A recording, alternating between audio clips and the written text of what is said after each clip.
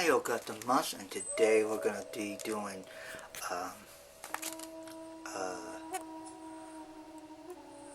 tactical tests, sniper training, Declaration of Independence, and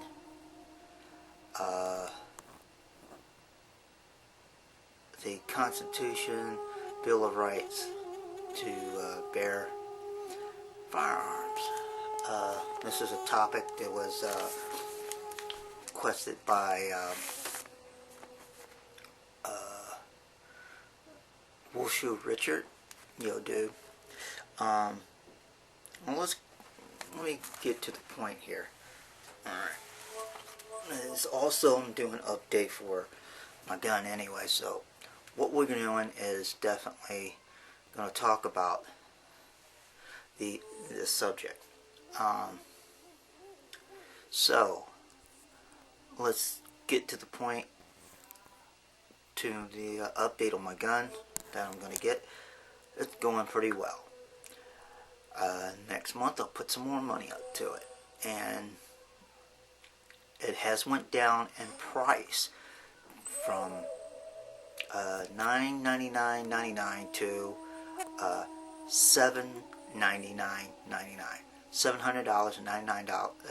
$799.99. So it will cost me around about a couple 800 and something.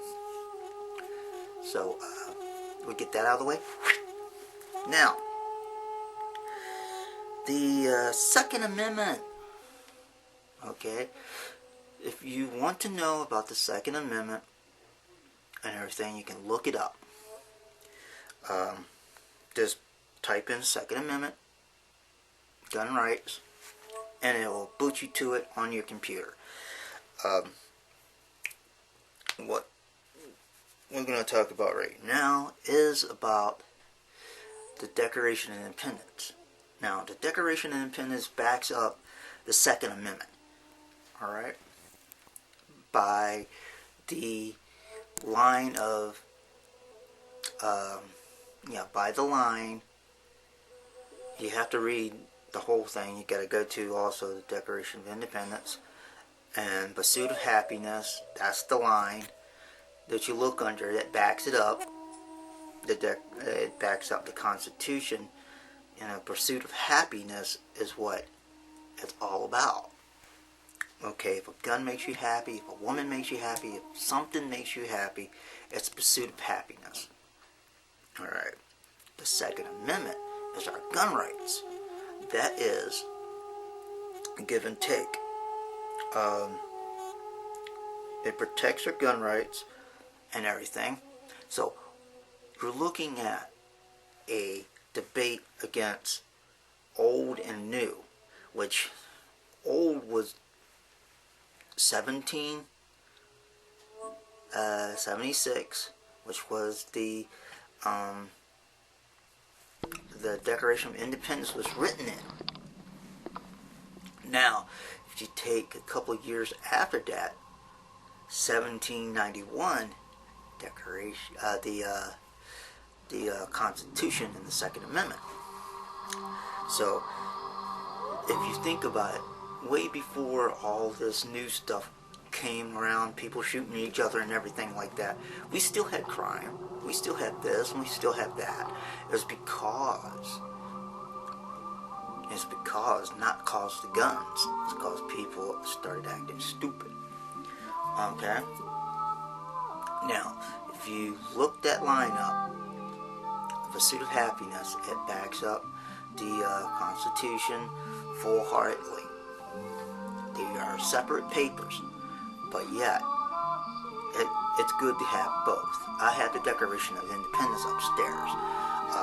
I will be getting the Constitution and the Second Amendment rights along with the Constitution, so I can frame that, blah blah. So you're looking at that. So, how this all started?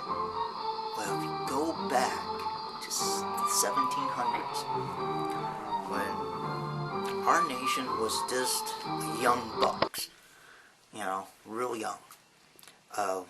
We hadn't explored all of it yet.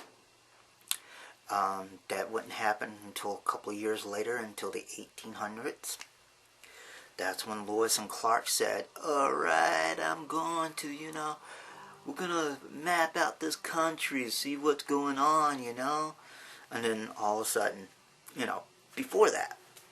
Now, the 1700s is where we had the Revolutionary War. Okay, that's all because England still thought they ruled us, which they didn't. We wanted to separate a state from them. From religious persecution. That's why it moved over here. There's 13 colonies, all that, blah blah blah. All right. So how this all began is very simple. It was a tea tax that started it all. England started raising taxes, and even on tea. And Americans, you know, they love their tea too. It was like coffee to them in the morning, alright, because half of them were English. Okay? But now they're over in America, so they lived a couple of years and stuff like that. But still, they was outraged because of the tax. It's just like if you tax bread nowadays, people are going to be bitchy about it. But yet, they got on their soapbox and everything like that. So England said, okay, I think we're going to come over there and police you a little bit more. That was the wrong thing to do. That's the wrong thing to do. You know, they still thought they ruled us, but they didn't. So, all the forefathers got together and started making a document. And these documents didn't get signed until after the Revolutionary War anyways, but still, it still was the high point of reason why this. Okay, now, in 1791 is when the Constitution was signed. That was several years after that. And we needed more, rights for us, Americans. So we needed this, and we needed that. We needed to establish a more unified nation. So the Constitution was established. Now, it was not always for hunting, but it was for defense of America. Defense of America. So other countries won't come over here and say, oh, we rule you. You can't do nothing about it. And say, fuck you. Excuse my French, but basically that's what we Americans will say if you try to police us in a ununified, undignified way. We will fight back. That's the reason why we have guns, because, it's not to kill each other, it's to kill people who are trying to come over to America and slap us down for being Americans. But we won't just kill a person just because of that. No, it has to be, they have to come over here with their guns and tanks and everything like that and start war with us. That's another reason, the defense of home, happiness, and everything else. Even our livelihood, we have to defend. But basically, in a nutshell, right there. That's the reason why we had the Second Amendment.